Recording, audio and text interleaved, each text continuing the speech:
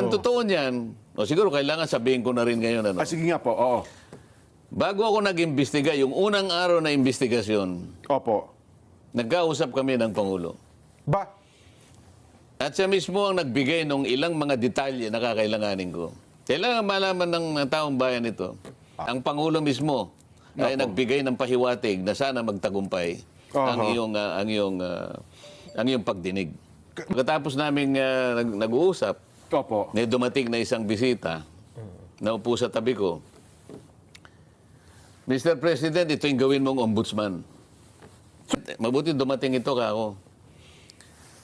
Ikaw dapat ang maging ombudsman. Kasi yung 17 aplikante doon, wala akong masasabi, basta't mas gusto kita kaysa doon sa 17. Kaya kung ikaw ang ombudsman, sabi kong ganyan sa kanya, ako, Blue Ribbon Committee ako, para may mangyari ngayon. Yan ang sinabi ko sa kanya. Ayun. Naririnig ng Pangulo yan. Opo. Ako, seryoso ako eh.